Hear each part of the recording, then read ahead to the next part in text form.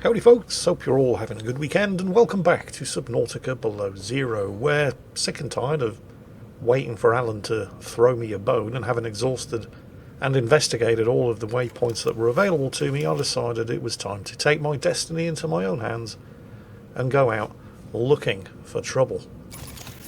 The way Below Zero and Subnautica before it tended to work was that the game would give you hints and clues and waypoints and things to go and investigate in order to progress the story, but at regular points you'd basically exhaust all of the currently available possibilities. What you were then kind of expected to do, although you didn't have to, was based on how deep you were able to go with the current equipment setup that you had, go out and investigate areas that would take you down to that kind of depth where you would usually find the next breadcrumb in the trail. But if you didn't, if instead you decided to just, well, I don't know exactly where to go next, I'll just spend some time gathering resources, after enough time the game would throw you a bone and say, you might want to go and look over here.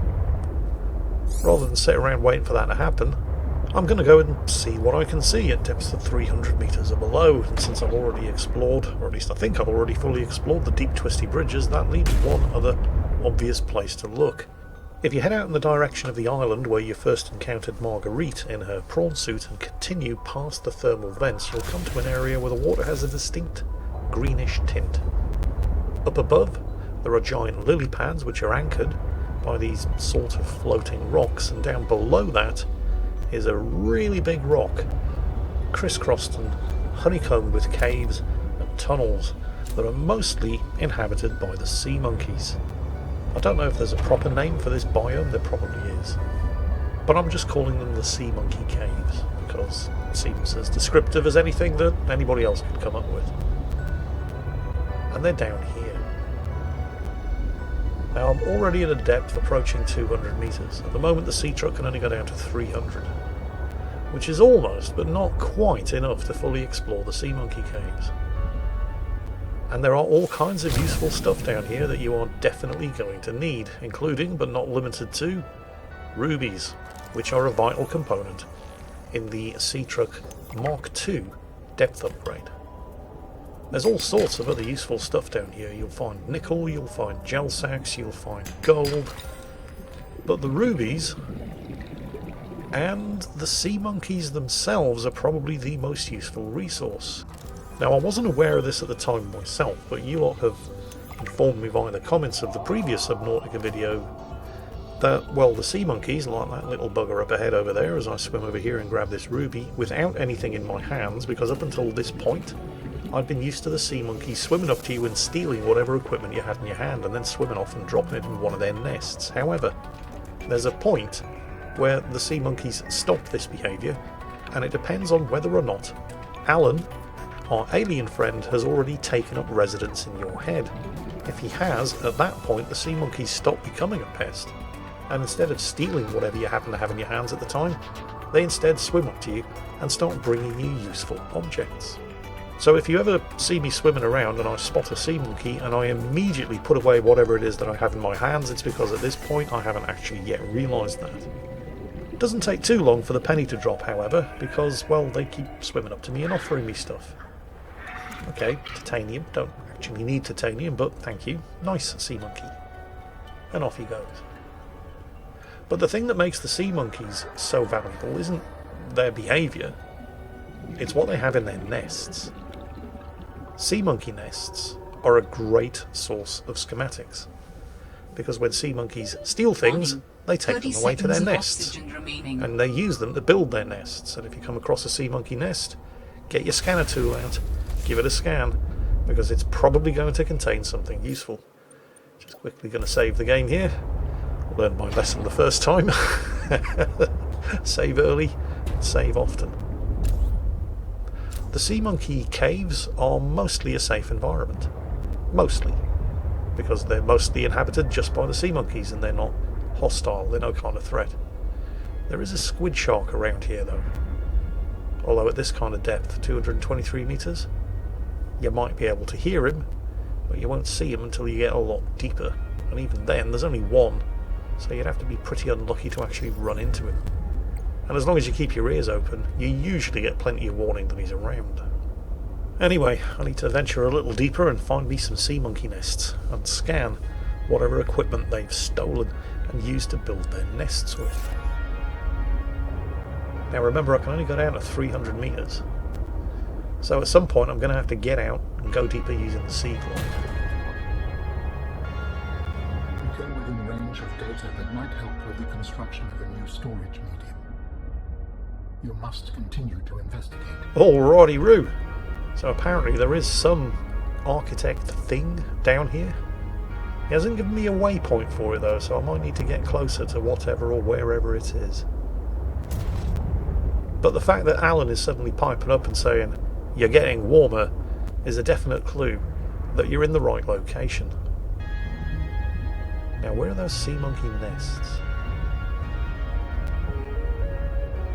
Maybe I just need to go lower. I need to be careful though, 270 meters is very, very close to how deep I can take the sea truck without damaging it. Okay, 297 meters, this is as far as I dare risk it. From here on in, I'm going to have to investigate on my own. But just so I can make sure that I can actually find this place again, let's drop a beacon. Beacons are cheap. I'm always forgetting to carry them with me, they only cost 2 titanium to build. We'll just keep this simple and we'll call it Clue. Now, let us venture deeper. Approaching 350 meters. Quality of the light is starting to change. Approaching 400 meters. Still goes a lot deeper. I strongly sense my people's technology nearby. A body component is near. Alrighty. We're definitely on the right track. I'm spotting some uranite crystals, which I don't need, those are for the nuclear power reactor. What else have we got down here? Seeing all kinds of new things. I haven't seen these before. Although I can vaguely remember them from the early access. Can I get samples of them? Apparently not. I can scan it, but I'm kind of running out of time here, down to 66 seconds of oxygen. And I am 480 meters down. So I should probably not push my luck and get back to the sea truck. See, this is the problem here. I mean, this area goes down to a depth of around 500 meters, but I can only take the sea truck down to 300. And in order to manufacture the Mark II depth upgrade for the sea truck, I need rubies, which I've found. There are plenty of rubies around here. But I also need synthetic fibre. And I need spiral plant clippings in order to make synthetic fibre, and I have no idea what a spiral plant is. I've certainly never seen one, and I'm hoping that I might find one down here. I just hope that I'll know what it is when I'm looking at it. I'm assuming by its name it's going to be something kind of, well, you know, spirally. But I guess the best course is to simply just investigate everything. Like, what the hell is that? Oh. Okay, well, whatever it is, it's for making benzene. I don't know what oh, wait. Is that? I saw something down there. It looked kind of like one of those things that likes to hypnotise you and draw you in closer so it can eat your face. I'm just not entirely sure, but I'd rather not find out the hard way, so we'll give it a wide berth. That's not a spiral plant. That's not anything. Nope. More rubies, I'll take them. Uranite crystals. Yeah, don't actually need uranite crystals because I've got no plans to build the nuclear power reactor. I keep running into a problem of endurance. I'm down to 63 seconds of oxygen again. So there are two ways that I can fix this problem. The first is get the next depth upgrade for the sea truck, which will allow me, well, I don't actually know how far down it will let me go, but it will be deeper than 300 meters. The second is to somehow expand my oxygen supply to give me more exploration time. Now, I know people have said that you can just make a second oxygen tank, and yeah, that's true, but an oxygen tank uses up a lot of space in your inventory, and the whole point of coming down here is to get useful stuff. If I could expand the amount of oxygen carried in my oxygen tank, that would be better, and there is another upgrade. The ultra capacity O2 tank, but I haven't found any of the schematics for it yet. There we go, synthetic fibres. I've got the rubies, but I need the spiral plant clippings. And so far, I couldn't tell you whether a spiral plant lives in the ocean, swings from the trees, or arrives in a taxi. I've never seen one. I have no idea where to find it or what it looks like. Let's try one more dive and have another look around with the sea glide. I've still got 60% battery remaining, it'll be fine. There doesn't seem to be anything too hostile down here.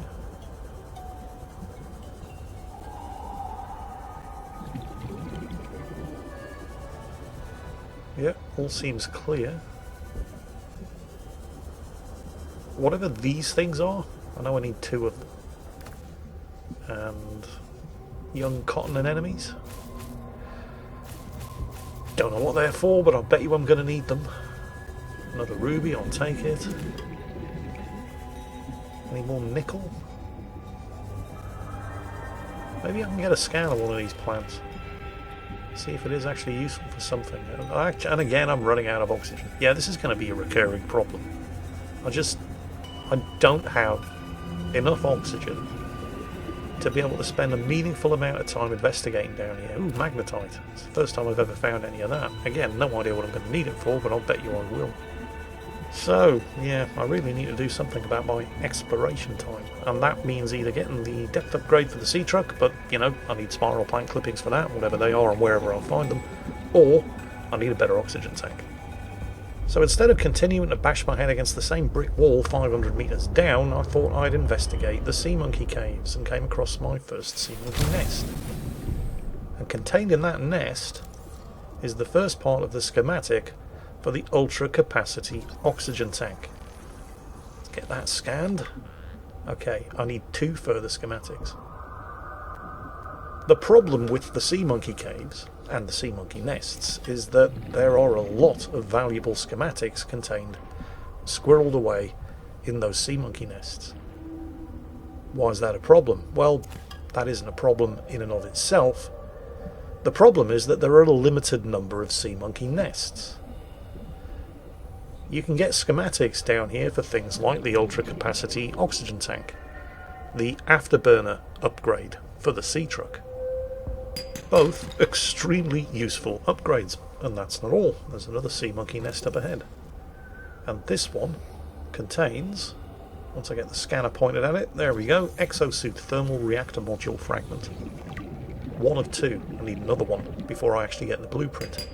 What the hell's that, Jingles? Well, the exosuit is the posh way of saying the prawn suit, and the thermal reactor module allows the prawn suit to recharge its power cells when you're just standing in warm water, so next to a thermal vent. An incredibly useful piece of equipment, but only if you've got the prawn suit, and I don't. So, useful, nice to have, providing I find another schematic and complete the blueprint, but what I really need is the ultra capacity O2 tank, and the afterburner upgrade for the sea truck would probably come in quite handy too. And this is the problem, because there are lots of useful schematics contained within these sea monkey nests, but there's a limited number of sea monkey nests. And it didn't take long before I'd found and scanned every sea monkey nest I could, and I'd unlocked the prawn suit thermal reactor module, which is nice, but at the moment 100% useless because I don't have the prawn suit. And I was at 2 of 3 for both the ultra capacity oxygen tank and the sea truck afterburner upgrade, and there were no more sea monkey nests down here that I hadn't already found and scanned. So my only hope was that if I was to bugger off for long enough and come back later, they might have respawned. Either way, I was still no better off than I was before I arrived here. So, bugger off I did. I'd planned to head straight back to Fort Jingles and maybe build myself a laser cutter, and that's when I came across a section of the wreck of the Mercury II, the crashed starship, which apparently broke into 3 sections on impact. Now, knowing that I don't actually have a laser cutter yet, and I'm going to quickly place another beacon because I'd like to be able to come back and re-investigate this place. I mean, I'm definitely going to need to because I don't have a laser cutter, and you can't fully explore the wrecks of these ships without some means of cutting through sealed bulkheads. But that is a prawn suit fragment, Fantastic. How many of these am I going to need? 1 of 4, 25%. Okay, there's some metal salvage around here as well. Okay, this actually could be a solution to my problem, because I don't know how deep a default prawn suit can go, but I'll bet it's deeper than 300 meters. And there's another prawn suit fragment. 2 of 4. Nicely done. Let's grab the oxygen. And there's a fish here I haven't scanned before. Don't worry, I know there's another prawn suit fragment back next to the second one that I scanned, but I'm just going to grab the data on this fish. And the fish is completely useless. Okay. Right. Yep, sealed supply crate. I need the laser cutter. But there's my third prawn suit fragment, and unless I'm extremely mistaken, sitting right next to it is a prawn suit drill arm fragment. Again, something that I am definitely going to need. But it was never going to be this simple, was it? I'm 3 of 4 prawn suit fragments, I'm 1 of 2 drill arm fragments, and guess where the other fragments are? Yeah. Of course, they're on the other side of a sealed bulkhead door, aren't they? And I don't have a laser cutter. I don't know why I came out here without one. Generally speaking, the second you can make a laser cutter, you absolutely should.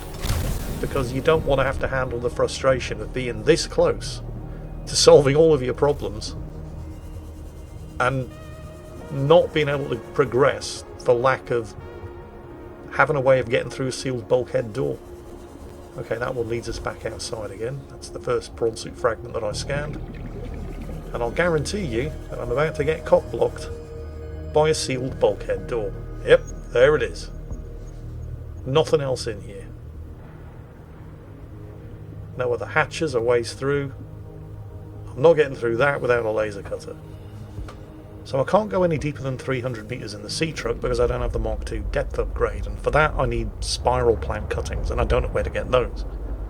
I can't extend my exploration time below 300 meters because I don't have the ultra capacity O2 tank, and the sea monkey nests aren't giving up the final schematic. But if I head back to Fort Jingles and make a laser cutter, maybe I can come back here and get through those bulkheads and find the final schematic for the prawn suit, and that will allow me to go to the depth that I need to. So I'd made my mind up to do that, and then Alan threw me another bone. I have been able to sense the location of an important artifact. I will share its coordinates so you can look into it. Got it. Signal location uploaded to PDA. So now I have an actual waypoint to investigate. Maximum depth reached. Oh, shit. Get back above 300 meters. But it was while I was on the way to this latest waypoint that I noticed, well, that. The vent garden harvests geothermal energy to nurture the life that grows within. A vent garden. I remember seeing this thing in early access. And I could also remember that you can get inside it by swimming up through the vent in what's basically its arsehole, through which it draws the warm water from the thermal vent upon which it sits. And I couldn't remember exactly what was inside these things, but I could remember that there was something useful. So let's go and find something useful. It turns out that inside the vent garden, well, do you see those sort of spiral-shaped plants over there? Yes, spiral plant clippings. You find them inside the vent garden. Well, that's solved my sea truck depth problem. I'm going to grab as many of these as I can, because I don't know exactly how many I'm going to need. But I'll bet you I'm going to need the synthetic. There we go, inventory full. So that'll do. Hopefully I've got enough to make more than one. Right, let's get back to the sea truck. We have made progress. Oh shit!